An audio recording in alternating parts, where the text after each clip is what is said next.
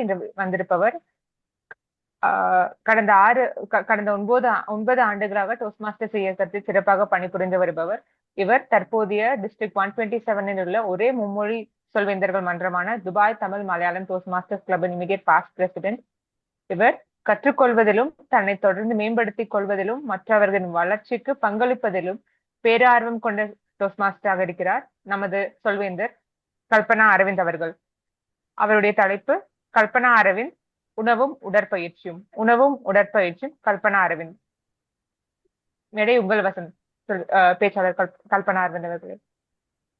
மிக்க நன்றி. இன்றைய சொல்வேந்தர் புனிதா அவர்களே, மருந்தன வேண்டாவாம் யாக்கைக்கு அருந்தியது அற்றது போற்றி உனின் என்ற திருக்குறள் உங்களுக்கு எல்லாருக்கும் நினைவிருக்கும். இல்லை என்றால் நான் இப்பொழுது நினைவுபடுத்துகிறேன். இந்த இனிமையான மாலை நேரத்தில் இங்கே இணையதளத்தில் இணைந்திருக்கும் எல்லோருக்கும் என்னுடைய நன்றி. உணவும் உடற்பயிற்சியும் என்ற தலைப்பில் இன்று நான் பேச இருக்கிறது ஒரு முக்கியமான, இந்த காலகட்டத்தில் மிகவும் அவசியமான ஒன்றாக எனக்கு தோன்றிற்று. அதனால்தான் இந்த தலைப்பை நான் தேர்ந்தெடுத்தேன். இந்த திருக்குறள் நான் சொன்னேன் அல்லவா, அந்த திருக்குறளில் என்ன சொல்லுகிறார் திருவள்ளுவர் என்றால், நாம் சாப்பிடும் சாப்பாடு அதுவே மருந்தாக செயல்படுகிறது. மருந்தென வேண்டாமாம் என்றால் மருந்தே தேவையில்லை. எப்பொழுது தேவையில்லை? நாம் சாப்பிடும் சாப்பாடு ஜரித்து விட்டது, எல்லாம் ஜரித்து மீண்டும் நம்மளுக்கு பசி தூண்டுகிறது என்ற அந்த உணர்வு ஏற்படுத்து அந்த தருணத்தை நாம் புரிந்து கொள்ளும் வகையில் நாம் சாப்பிட்டோமானால் நம்மளுக்கு நோயே வராது என்பதே இதன் கருப்பொருள். இந்த மனத்தின்மை நம் எல்லோருக்கும் இருக்குமேயானால் நம் வாழ்வில் எந்த ஒரு வித கடினமான விஷயத்தையும் பூனை போல பயந்து போகாமல் யானை போல நாம் எதையும் எதிர்கொள்ள முடியும். நான் உங்களை எல்லோரும் என்னுடைய சிறு வயது பள்ளி பருவத்தை எடுத்துக்கொள்கிறேன். அங்கே காலை எழுந்தவுடன் என் அம்மா எங்களுக்கு ராகி கூழ், ராகி ஆடி மாசத்தில் கொடுப்பார்கள் அல்லவா, அந்த மாதிரி ராகி கூழ் செய்து கொடுப்பார்கள். இல்லைனால் புழுங்கரிசி கஞ்சி செய்து கொடுப்பார்கள். காலையில் எழுந்தவுடன் பெரிய பாத்திரத்தில் எல்லோருக்கும் அதேதான், ஒரு பெரிய டம்ளர் என்று சொல்லுவார்களே, அது எல்லோருக்கும் கிடைக்கும். அது சாப்பிட்டு விட்டு நாங்கள் பள்ளிக்கு செல்வோம். பள்ளிக்கு செல்வதென்றால் இன்றைய காலகட்டத்தில் பிள்ளைகள் எல்லோரும் காரில் செல்கிறார்கள், அந்த மாதிரி இல்லை. மிதிவண்டி இல்லை என்றால் நடந்தே செல்ல வேண்டும். எனக்கு ஒரு மிதிவண்டி இருந்தது. என்னுடைய அட்லஸ் என்று சொல்லப்படும் ஒரு சைக்கிள். அது எனக்கு மிகவும் பிடித்தமான சைக்கிள். அதில் என் பள்ளிக்கு செல்வேன். 20 நிமிடம் ஆகும் என் பள்ளிக்கு சென்றும் சேர்வதற்கு. அந்த 20 நிமிடம் போக 20 நிமிடம் வர அந்த உடற்பயிற்சி தினமும் இருக்கும். பின்பு காலையில் சாப்பிட்ட அந்த கேவுரு கூழோ இல்லை கஞ்சியோ ஜரித்துவிடும் பள்ளிக்கு செல்வதற்கு முன்பே. பிறகு விளையாட்டு, படிப்பு எல்லாவற்றிலும் பங்கேற்பேன். மதியம் என்னுடைய வீட்டில் வேலை செய்பவர்கள் அந்த பணிப்பெண் எடுத்து வருவாள்.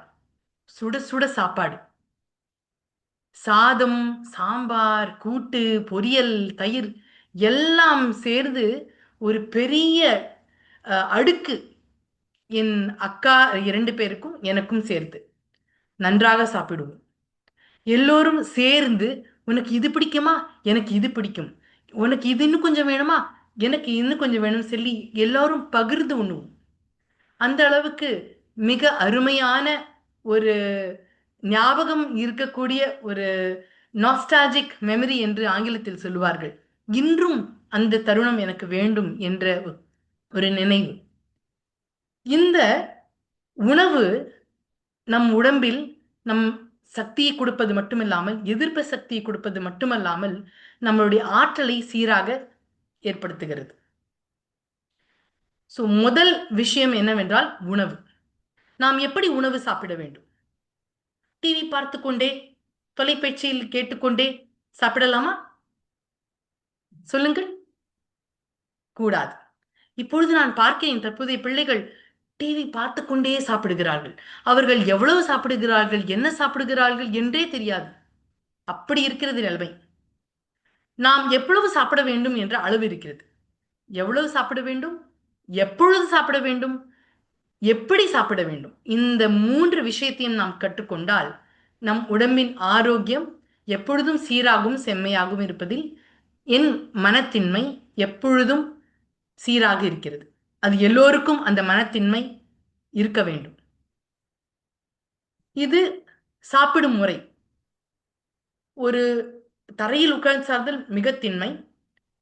இலையில் வைத்துக் கொண்டு சாப்பிட்டால் அதுவும் நல்ல விஷயம். ஏனென்றால் சுட சுட சாப்பாடு இலையில் போட்டு சாப்பிடும் பொழுது அதில் இருக்கும் பச்சை அது நம்ம உடலுக்கு சேரும்போது மிக ஆரோக்கியமான விஷயம். ஒரு கை, இந்த 2 கை சேரும் பொழுது அது நம்மளுடைய சாதம், சோறு.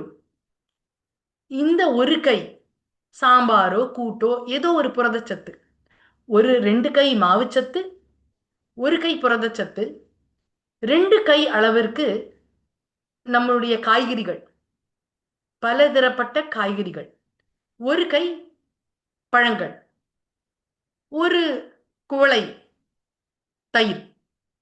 இது எல்லாமே பேலன்ஸ்டு ஃபுட் என்று சொல்லுவார்கள்.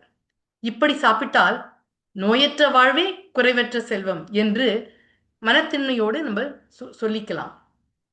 பின்பு உடற்பயிற்சி. நாம் எவ்வளவு சாப்பிடுகிறோமோ அதற்கு தகுந்தாற்போல் நம் உடற்பயிற்சி செய்தல் வேண்டும். உடற்பயிற்சி என்பது கடினமான விஷயங்களை செய்வதோ இல்ல ஜிம் என்று அங்கு போய் காசு கொடுத்து செய்வதோ இல்லை. வீட்டில் இருந்தபடியே குனிந்து நிமிர்ந்து வீட்டு வேலைகளை செய்து ஒரு சாப்பாடு சாப்பிடும் பொழுது என்ன சாப்பிடுகிறோமோ, உள் என்ன போகிறதோ அது வெளியே வரக்கூடிய அளவுக்கு நம் உடற்பயிற்சி செய்ய வேண்டும். நிறைய தண்ணீர் குடிப்பது, நல்ல உறக்கம், சீக்கிரமாக தூங்கி சீக்கிரமாக எழுதுப்பது, இந்த மாதிரி நல்ல விஷயங்கள் கற்றுக்கொண்டால் வாழ்க்கையில் நமக்கு எந்த நோயும் வராது என்பதில் எனக்கு மனத்தின்மை இருக்கிறது. இதை எல்லோரும் கடைபிடிப்பீர்கள் என்று நம்புகிறேன். உணவும் உடற்பயிற்சியும். நன்றி. நன்றி சொல்வேந்தர் கல்பனா அரவிந்த் அவர்களே. மனத்தின்மையின் எடுத்துக்காட்டாக இருந்தது உங்கள் பேச்சு. அடுத்தது நாம் மனசுக்கு